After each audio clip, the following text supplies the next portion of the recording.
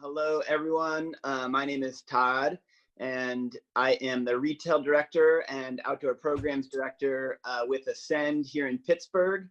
And we also have a location in Youngstown, but I'm based here in Pittsburgh. And with me today, I have Kurt Smith, AKA the General. And he is one of our reps for several brands, but the primary two are Evolve and Friction Labs. Kurt, is it safe to say that you've been a lifelong climber? Yeah, since 1979. So, yeah, really long time. Well, thanks for joining us today. I woke up to a little bit of snow here in Pittsburgh. I'm not sure if you guys got that. We did. Yeah, we got a dusting last night. So it's messing up with our gardening project, but it's supposed to warm back up tomorrow. So can you just tell us a little bit about where you are right now? You're at home in your home office, or? Yep. So I'm in my home office. My wife Paylee, Milo, and I live at the New River Gorge, West Virginia. We live just outside of town in Fayetteville. And so, yeah, I have a home office in the backyard. Hey, Milo, what? The track's done. Okay, well, I'll be out in a little while, okay? Hi, Milo. So yeah, just like, the other 300 million Americans, we're all working from home. And, buddy, I'll be out later, okay? And so, yeah, my office is in my backyard. That's where I, run my sales agency and guest bedroom when we have friends over and stuff. Awesome. So you've been climbing since before I was born. 41 years, yeah. Can you tell us a little bit about how you got into climbing and a little bit about your career as a professional climber and how that transitioned into what you do now? Yeah, so I grew up in Lake Tahoe. I moved from Ohio to Lake Tahoe when I was like 12 years old maybe, and had two mutual friends, Rick Lovelace and Tommy Thompson. We all went to junior high and high school together. And Rick, he knew how to climb a little bit. He had a rope and some hexes and a couple Swami belts. So he was the guy that introduced me, and obviously Tommy, because all three of us were kind of joined at the hip. So he introduced us all to rock climbing. And, we were always pretty psyched about it all through high school. And when I graduated high school in 1982, I chose to not go to college like everybody else and instead go rock climbing. Okay, buddy. I'll read it later, okay? Okay. I'll be out later, all right? I gotta finish. Yeah, let me finish my call, okay? Bye, Milo. Yeah, so we like that all day. So, yeah, so I just fell in love with rock climbing, and right out of high school, I went to Yosemite Valley instead of going to college, and Joshua Tree, and just throughout the 80s pursued climbing and did whatever jobs, waiting tables, cooking, bellman, construction, just to support, awesome lifestyle before it was an industry and before it was a sport and sponsorships and comps and all that. But some of that did start to happen for you, sponsorships and comps. Yeah. So, at the end of the 80s is when things got a little more professional. It was kind of the beginning of the sport climbing era and the gym era. And so, yeah, I adopted all those tactics and yeah, I was on the U.S. climbing team. I competed for 3 years. So I did World Cups and national and local comps. Some of the comps were in gyms, but other were bigger kind of standalone events. And at the same time, yeah, just pursuing a passion for rock climbing and supporting myself through whatever means possible and putting up routes, which has really been my number one focus since 82. So I want to get to that in just a second, but first, I'm just curious, who were some of the other big names that you were competing against back in the late 80s? Yeah, so in the late 80s, for me, I guess I competed in 89. So it was like, all the climbers of that era, Christian Griffith, Dale Goddard, Jim Carn, Hans Florine, all those guys, they were all doing comps. We're all in our 20s and stuff. So yeah, a lot of people are still climbing today. And so then when did you start to get into developing? Yeah, I put up my first ascent in Joshua Tree in 1982. And so that's really when I fell in love with that aspect of rock climbing, and where that aspect of rock climbing really became central to almost a daily goal if possible, or, if I'm in the valley for 3 months at a time, I'm spending a few days a week looking for new stuff. It's kind of always been that way. And so, yeah, since 82, and it's something that I just really enjoy the whole process, from start to finish, especially back then when it was a ground up game. So you really spend a lot of time looking at lines and getting different perspectives and angles before you go cast off on something. I'm going to ask you a question from Augustin McDermott, who is a young teen that climbs at our gym in Pittsburgh all the time. You actually met him briefly when you were there for the demo, like just a few days before we closed. It's the last demo I've done in a while. I really miss it. But Augustin's curious, what was the biggest project in your climbing life? And I guess that could be like something that you bolted or something that you didn't bolt.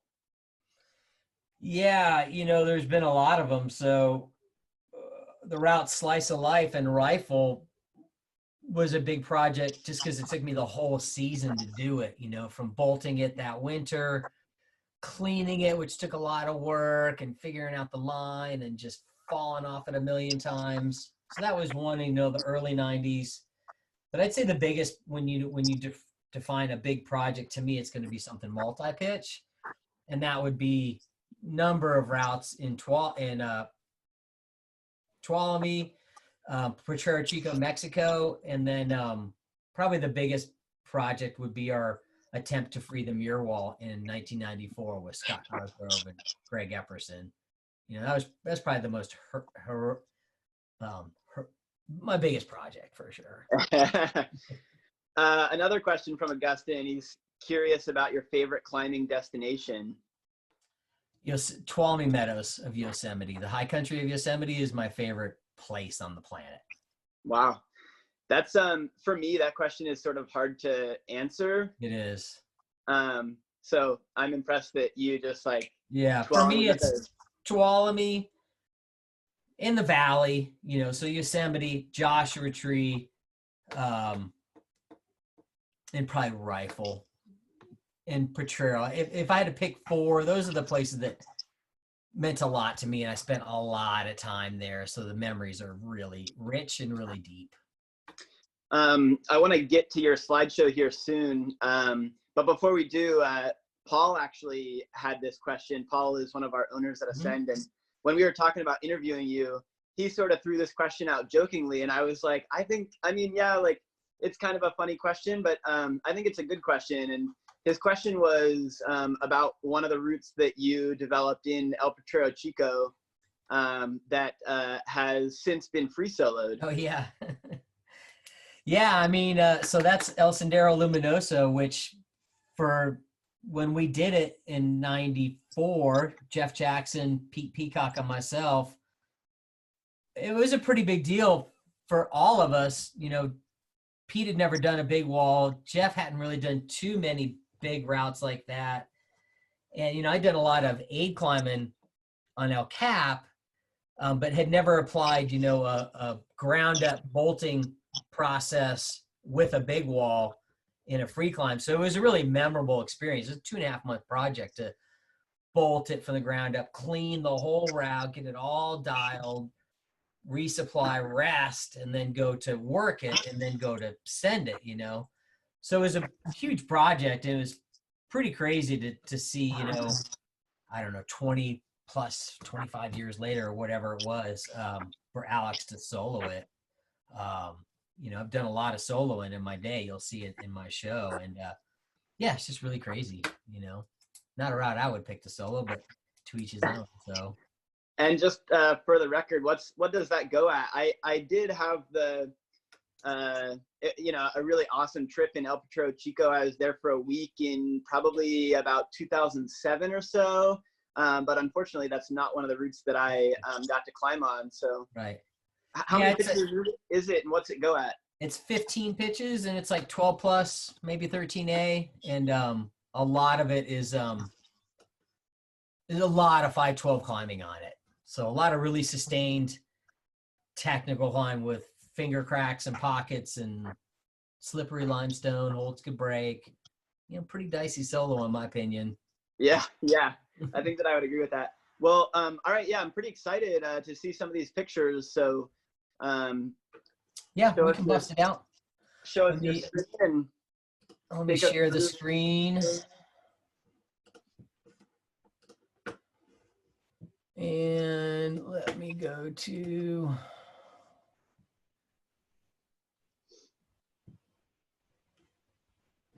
full screen.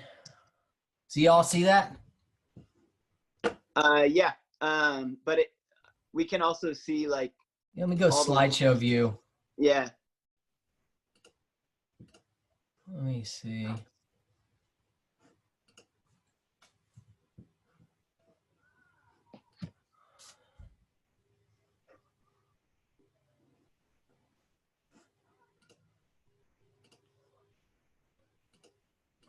Okay, let me go to full screen now.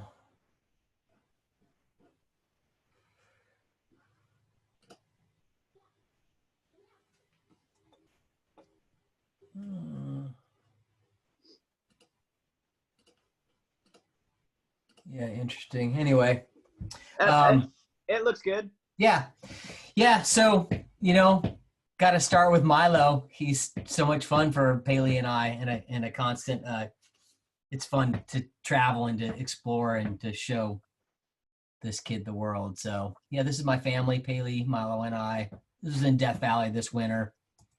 I work with some awesome companies. I have 2 employees in my sales agency, which is Top Gun Sales, Chaz Warren and Wes Napier down in Chattanooga, and Adam Camacho in Virginia, and Mike Brower in Toledo.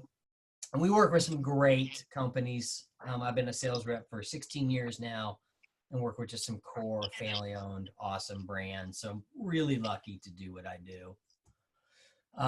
Salewa is a big one for me. Some of my first rock climbing equipment was Salewa equipment in the late 70s, early 80s. It's awesome to represent this brand. For me, you asked earlier, what do I love to go the most? It's the High Sierras for sure. It's where I grew up, and then particularly Yosemite. So El Cap, Fairview Dome, and Tuolumne Meadows, which is the high country of Tuolumne, which is my favorite place on this whole planet. And Joshua Tree. I just spent so many years living in the dirt and climbing with the Stone Masters and all my friends. And so it's just a magical place. And climbing is about your friends, your partners, the people that you meet once and do a route with, or somebody that you form lifelong bonds with. Top left, Ken Ariza, top center, Dave Hatchett, top right, Rick Lovelace, Tommy T below him with the Ferret, Elliott with the Salewa pack, Mike Pont in the middle, Ned Harris and Emilio bottom right down in Mexico. Really fortunate to climb with legends and call them my friends. John Backer on the left and Scott Cosgrove on the right. 2 amazing partners, friends that I miss quite a bit. But yeah, back then it was carefree days of the 80s, and gas was super cheap. You could eat really cheap, live a simple life. Bouldering is how I started rock climbing because we didn't require any gear. It was just a pair of shoes and a chalk bag and try not to hit the dirt too hard. So we did a lot of bouldering in our day and in our youth, just running around Donner Summit and Lake Tahoe. This is Elliott here in Tuolumne. This is all early 80s, what you're seeing right now. So it's probably like 84 right here.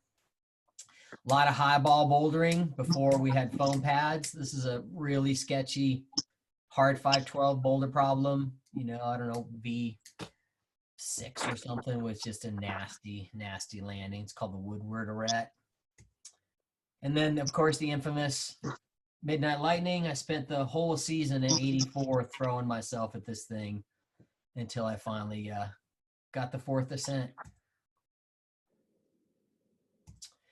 Bouldering a lot of highball stuff. This is a whole new wall that I found in 84. So I took John Backer up there, Dave Hatchett and Lydia. Some really fun, like 20, 25 foot tall wall of knobs. And yeah, back then, it was, you know, you didn't have a whole lot of gear, handful of friends, few stoppers, couple carabiners, Swami belt, leg loops, really fat rope. Ice climbing was definitely part of it in the wintertime for me. It was a good chance to kind of let your tendons and your joints and your fingers rest and get a whole different experience and pump and fear factor. This is in Colorado. You know, I always liked all aspects of climbing, so I never wanted to be just one dimensional. So I've done quite a few big wall routes, aid climbs on El Cap. This is Rick Lovelace and I on Mescalito, I believe in 1986. Loved to do a lot of soloing in the early days. It just felt natural and comfortable, you know, especially when we're doing a lot of stuff that's below our level. In this particular day, John Backer and I just spent the day running around soloing routes. This is what we would call a chicken train. 2 or 3 of us soloing together. And this kind of, for me, the pinnacle of my soloing. This is a 511 plus at Donner Summit called Manic Depression.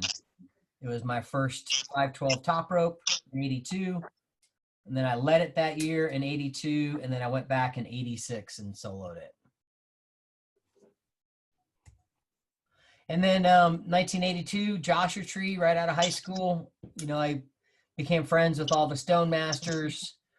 And some friends of mine from Colorado took me out one day. They're like, hey, we got this first descent we want to go do. You want to go with us? I'm like, that sounds cool. I've never done that before. And so we all spent the day hand drilling 1/4-inch bolts up this slab. And it was, for me, it was like instant addiction.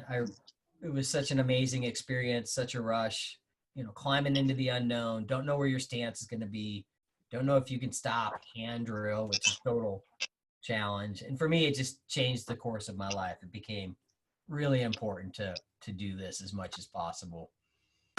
This is our first ascent next to Lower Yosemite Falls, which you can no longer climb at anymore. And this is a really fun 2-pitch 11B called Power Slave. Little homage to Iron Maiden there. A real sporty one in Tuolumne called Suicide Solution. It's probably got 2 bolts and 4 pieces of gear and 100 or so feet. That's 11C. And then 86 was kind of the pinnacle year for me. I learned how to hang on hooks and drill bolts. And so this is Electric Africa, which is kind of the peak of that season for me. It's a 12 plus in Tuolumne, one of the most popular top ropes in Tuolumne. This is 4 bolts, 2 pieces of gear for 100 feet. And this is the first time I hung on a hook to drill a bolt, and John Backer turned me onto this route. This is Blackout. And this is 2 bolts and 1 tri-cam for 80 to 100 feet of climbing. That's 11B. And then this is 88. So this is kind of the end of my traditional ground up era. This is the route I did in Joshua Tree called the Dunce Cap. And when I put it up, I thought it was 13A because I'd never climbed anything harder than that. Actually, this was my second 513. And then Chris Linder did it 20 years ago. And after a whole bunch of top roping, he led it and called it 13C. And then this is kind of 90s. So this is Clear Creek when we all kind of became sport climbers and focused on, you know, looking for hard lines and competing in comps and living that Lycra era. This is a really hard project in Clear Creek. Mike Pont on one of the funnest routes that him and I bolted in Clear Creek, Sonic Youth, which is an awesome band, obviously. Classic 13A in Clear Creek. Right. You know, we call it 12D. We're like, it seems hard enough. And then this is Mike. This is Mike and Rifle. So Mike Pont and I spent a lot of time together driving up and down to Rifle every week. And this is one of the earliest trips. Like this is when we were bolting the very first crag that we developed, the Wasteland. And this is Mike on the Beast, I believe. And then this is me on Vision Thing, I think, bolting Vision Thing. And that's the red point of Vision Thing, just 513. And then, moving down into 94, the Potrero Chico was my second or third trip there when Jeff said, hey, come on down. Let's do that big long line together. And so this is the first ascent with Jeff Jackson and Pete Peacock of El Sendero Luminoso. 15 pitches, 12 plus. That blue tarp was our camp for off and on for, 2-month project. So that was where we hung out a lot, slept a lot. And then that same year, I went to try and free ground up on site the muir wall. This had been a vision of mine for about 6 or 7 years, something I've been thinking about and eyeballing and contemplating. And so I talked Scott Cosgrove and Greg Epperson into giving up 3 months of their lives for this thing. And we'd never done it before as an Abe route. So it was really the first time that anybody had tried to free climb El Cap on an existing aid route on site from the ground up. And it was an epic, laborious, exhilarating, amazing, tumultuous project. Mountains and mountains of gear and logistics. And we freed 99% of the route on site ground up. It was so much work, but so much fun.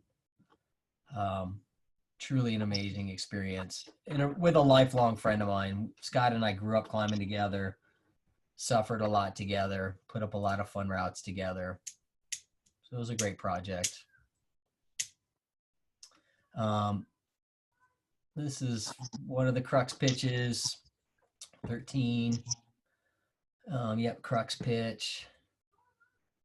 We were living large up there. This is when the Outback oven had been invented, so we got sponsored by them, and we're making pizzas for dinner, and we're taking our time, so we're eating good in the neighborhood and just slugging it out on this wall.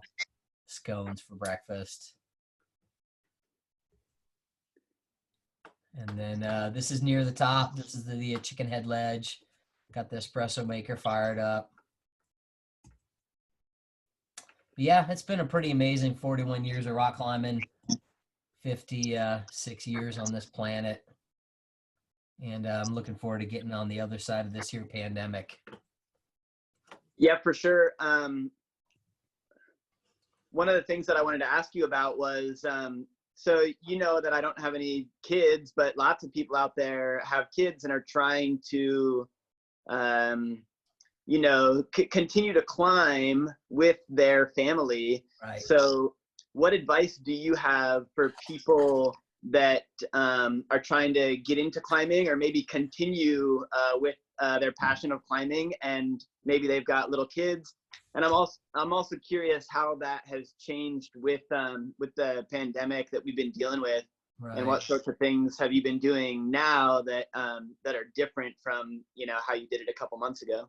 Yeah, so pre this whole pandemic, yeah, I mean, I think introducing kids to the outdoors is I think is a paramount to a healthy lifestyle. So whether climbing is your deal, or biking, or skiing, or hiking, or backpacking, surfing, whatever it is, walking in the woods, you got to do that with your kids. You only get one chance to raise a kid. So for me, and my wife, it's super important that we're always doing stuff with our kid. We're not sitting in front of the TV, and farming that out, Yeah, it's super challenging with kids. When you have a kid, you're going to realize it's not about you anymore. And so neither is the client, at least for me, it's not about me anymore. It's about introducing him to it and making it fun for him.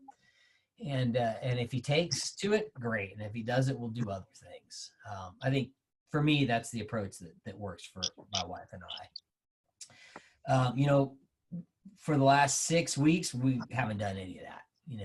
We're trying our best to be as diligent and safe and keeping this lockdown as possible. So for us, we're hiking in the woods a lot. We're playing in the yard a lot. We've got a big backyard and Park Service property out the back gate. So we're lucky that we have that.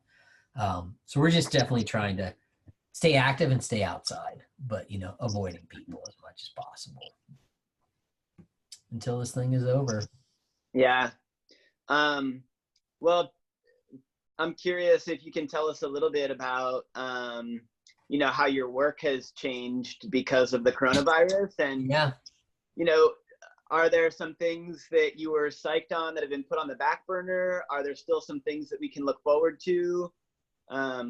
How has it changed the work life and the product creation and stuff like that? Yeah, I mean, it's a pretty long question. So, yeah, I mean, my work has come to a screeching halt. Every gym and every retail store of mine has been closed for 4 weeks or more. So it's brutal. I still have a business to run. I'm constantly in touch with my retailers and my climbing gyms just to see how they're holding up, how their families are doing. We're not here to sell anybody anything. We're just here to support and get through this thing together. So for now, we're not traveling. I canceled all travel. I made that call 5 weeks ago, right after our demo, which we talked about. So Yep. we're being responsible, and our brands are being responsible and doing the same thing. Everybody's now working from home and juggling a kid and a family and a job and and all of that.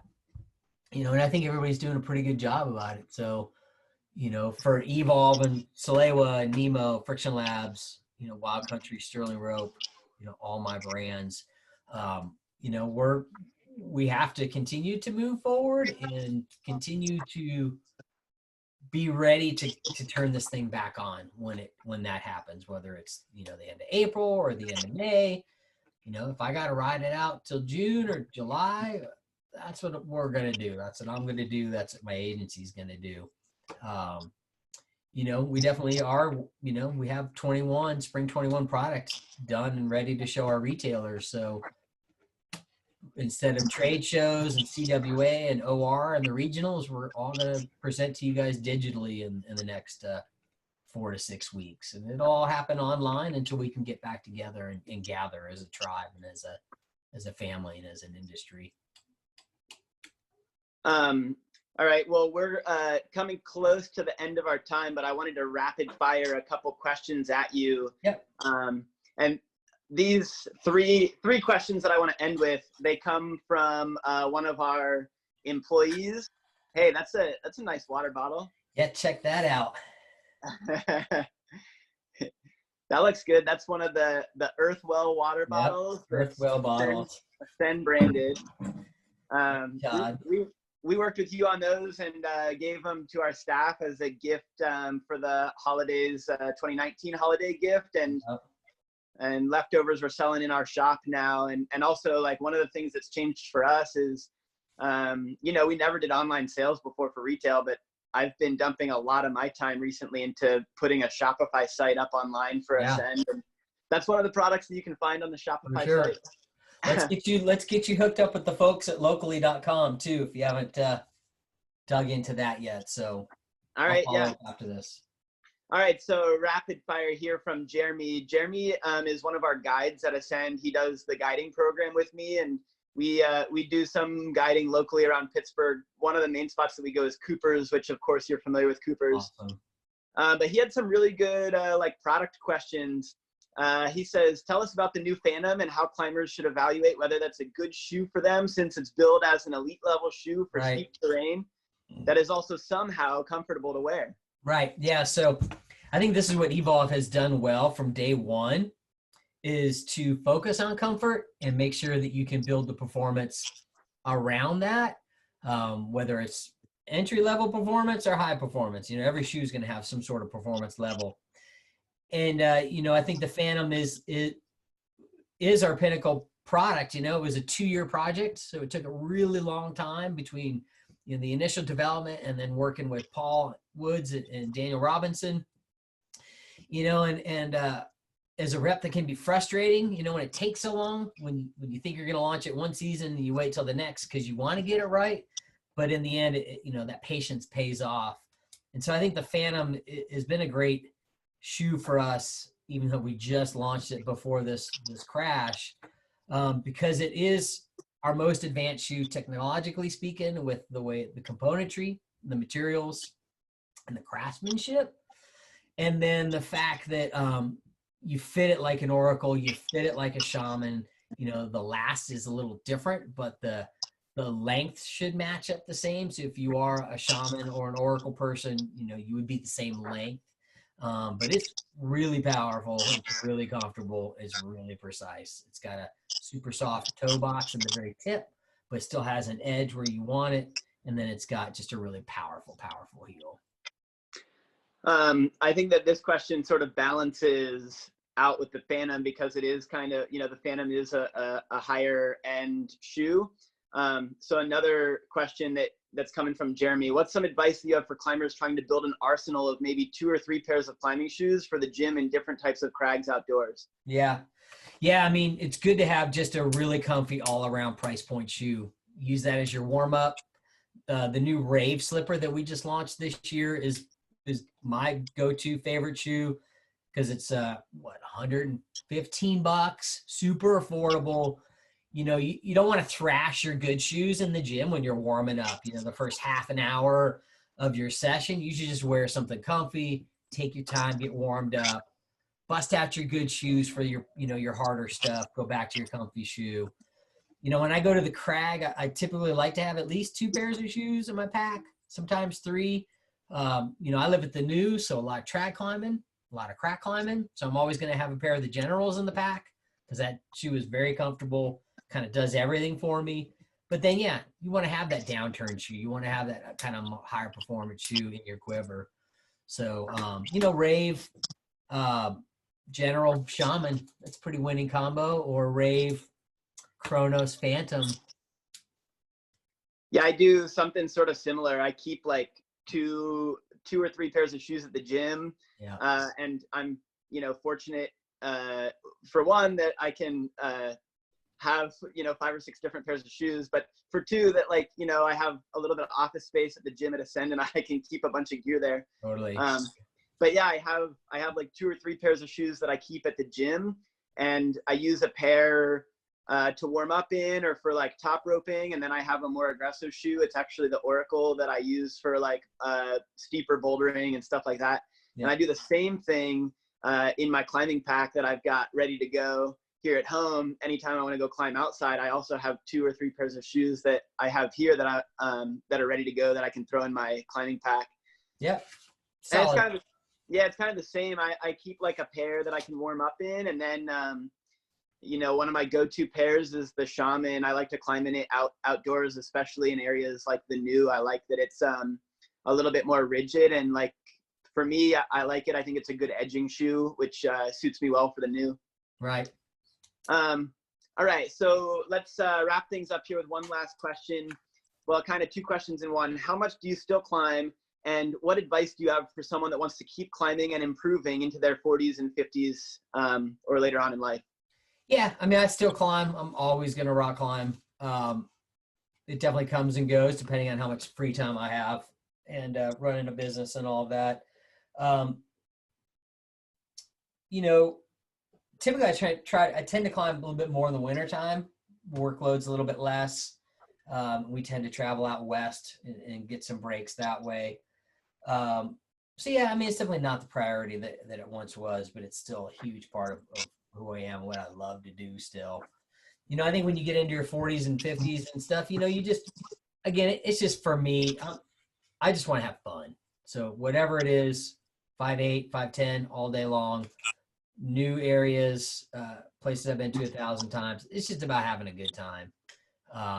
That's just for me. Other people can definitely still be super focused. I'm focused on so many things besides climbing. It's just an awesome part of my life now instead of an all-consuming thing. I really appreciate you taking the time to chat with us today. If we had a little bit more time, I mean, man, if I shared the list of questions that I emailed you the other day, I know. Be here all night. If we went through all those questions, yeah, we'd be here through dinner time. And I'm looking at them right now. But I'm gonna ask one last thing, not climbing related at all. One of the things that's been sort of getting me through this period it's been such a strange time, you know, spending so much time at home. I love to climb outside and run outside, and I've been doing way less of that. One of the things that's been getting me through that lately is music. Right. And I see on the wall behind you, Yeah, you know, some nice framed it's an musical autographed. That's an autographed Led Zeppelin 1 album. And then you can't see it on the other wall. I got an autographed Sabbath. Rush is my favorite band of all time. Obviously, Black Sabbath is number 2. Led Zeppelin is number 3. I'm the same boat. You know, for me, music has always been super huge part of my life. And so, yeah, when I'm in the office, I got a turntable. I'm always playing music when I'm emailing or working in the office. But yeah, music is just such an amazing thing. And I never took up an instrument. Don't really have that talent level unless I didn't go rock climbing all the time. Yeah, I love music. So it's important. Is there a song, whether it's a new song that you just learned about or an old, you know, an old classic that you've loved your whole life, but is there a song that you've been listening to a lot lately that's been sort of motivating for you or uplifting? You know, I mean, hard to say. I listen to a lot of Rush. It's Milo's favorite band too. Fly By Night's his favorite song. He's like, Dad, play Fly By Night. I think Farewell to Kings is one song off the Farewell Kings album that just always strikes. I did a First Ascent Tuolumne called Farewell to Kings on Fairview Dome. So many of my routes are named after songs. And so when I'll hear a song, it'll take me back to that moment, that route or that climb or that epic adventure. So that's why music is so important, because so many memories are attached to the music. Man, I really appreciate you taking the time and showing us all those photos. That was really great for me to see. I've never seen your slideshow before.